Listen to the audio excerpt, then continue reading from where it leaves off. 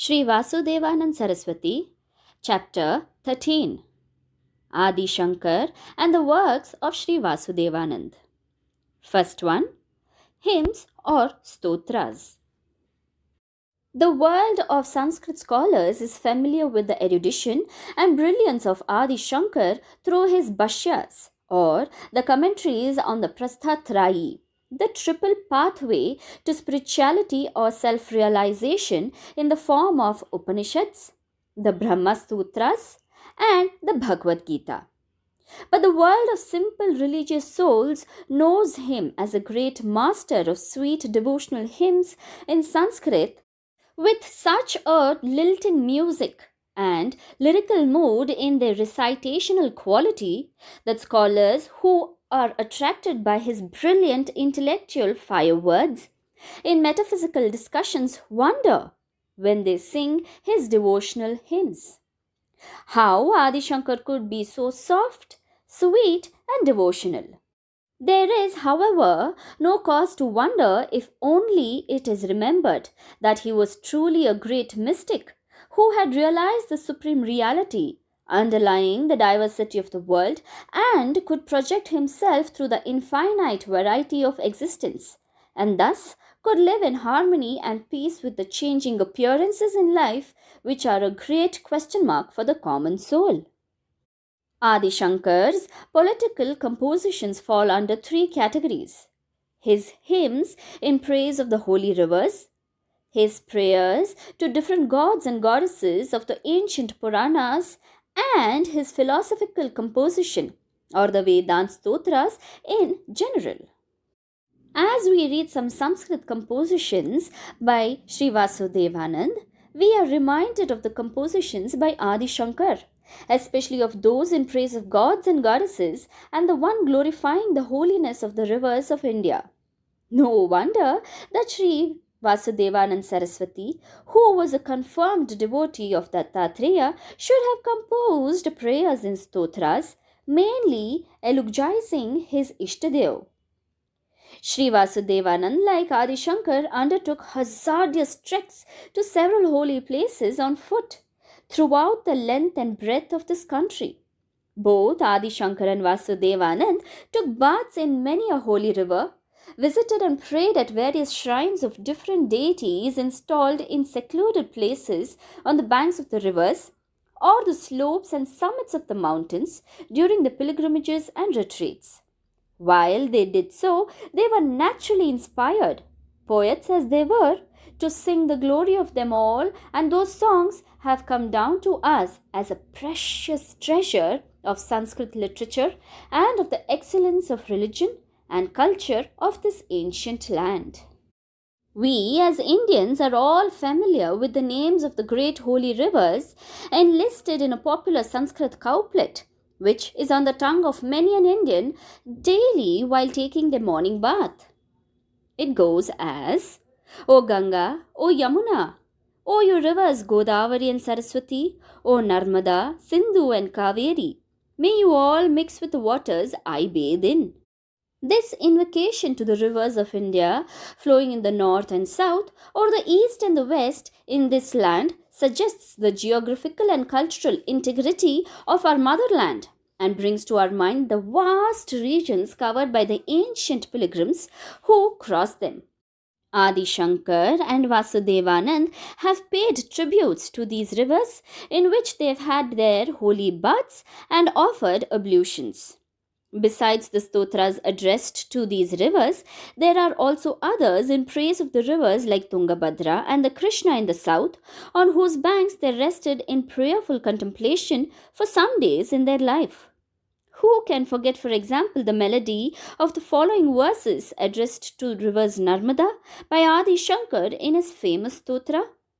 Adi Shankar salutes in reverence to the holy flow of the river Narmada, for he has the faith that these waters, which are able enough to wash away the heaps of sins, are the strong buckler and shield, as it were, against the attacks of time, who is the harbinger of death. These musical lines can be favorably compared with the following stanza by Vasudevanand, composed by him in the Aarti type of meter in praise of river Narmada. The saint sings to her, O Mother Narmada, thy banks have the beauty of paradise. Thy waters are sweet as nectar. Thou helpst us to cross the sea of existence. Thou wieldest the power even against death. Thou art the refuge to all beings. Thou hast the ocean as the ultimate resting place. O Mother, save us all who are drowning in the dreadful sea of samsar. Hail to thee, O Mother, the remover of the threefold agonies of life. When Sri Vasudevanand visited the regions of the river Krishna in the south of India, and when he suffered from inner loneliness, he fervently prayed to the mother river. He begs to the river in a lofty mood of inner realization, deepened by the inner loneliness, saying, O Mother Krishna of blue waters, O thou of glorious repute, I beg of thee a favor. Please bless me to meet Lord Dattatreya, who, donning a variety of forms like an actor, stalks on the stage of thy holy banks and proves to his bhaktas as a redeemer from the bonds of earthly existence, threatening to punish the sinning foes with his quiet inward power of spirit. It is said that Adi Shankar deliberately encouraged the worship of six divine forms in his lifetime. Ganesh, Shiva, Vishnu, Surya the sun, goddess Ambika, and Kartika Swami are the forms of one divine being. This was encouraged by him with the express view of bringing about religious harmony among the warring camps ignorantly attached to their gods and showing scant respect to gods other than their own. In order to teach these spiritually blind souls the ancient truth, that is, truth is one but variously named by the sages. Adi Shankar introduced and upheld the sixfold way of prayers and worship. As a result of this reconciliatory effort on his part, he left us a number of stotras in praise of various gods. It was characteristic of him to observe, however, in all these stotras, intelligently that the god or the goddess who was the theme of his song was in no way different essentially from other manifestations of the supreme reality.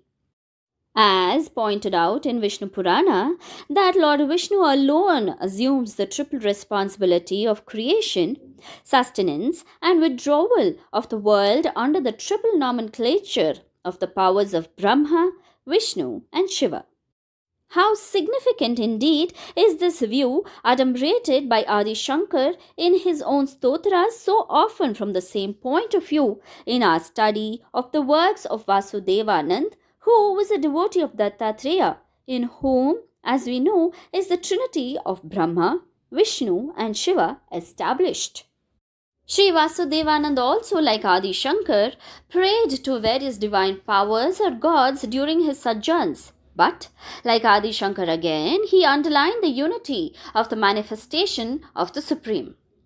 Once, he visited Kolhapur in Maharashtra and prayed at the shrine of the famous Jagadamba, the mother goddess. It is a beautiful prayer indeed. How remarkable is the monastic character of these couplets, which is in harmony with the Advaitic attitude of Adi Shankar.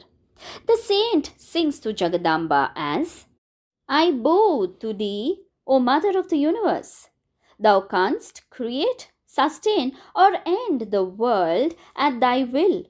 Sages sing to thee, and the Vedas glorify thee. Thou art the origin of the world. Nay, thou thyself art the world and its refuge. Thou, though one in reality, canst assume infinite forms through thy power. In spite of the apparent partiality of Vasudevanand for his Ishtadev, Sri Dattatreya, he has not failed, like Adi Shankar of course, to uphold the ultimate unity of the Lord's different manifestations in this world at different intervals of time. Mark the following stanza, for instance, in which, while praying to the divine form of Sri Narasimha Saraswati, he hints at the mysterious powers of the other identical incarnation of the Lord in Sri Pada Sri Vallabha also. It is, O Lord Narasimha, I bow to thee. Save me through thy grace. Thou art the sun dispelling the darkness of ignorance. Though assuming three gunas, thou art rich with infinite excellences. Thou art Sri Patri Vallabha with power over Lakshmi, though disguised as a bhikshu or a mendicant. Thou art praised by the holy souls, supreme bestower of the boons as thou art.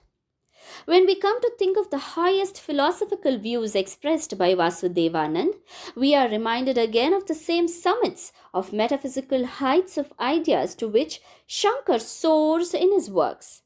Take, for instance, the most popular, the Morning Hymn of Prayer, which is a short and concentrated composition of 3 verses only by Adi Shankar.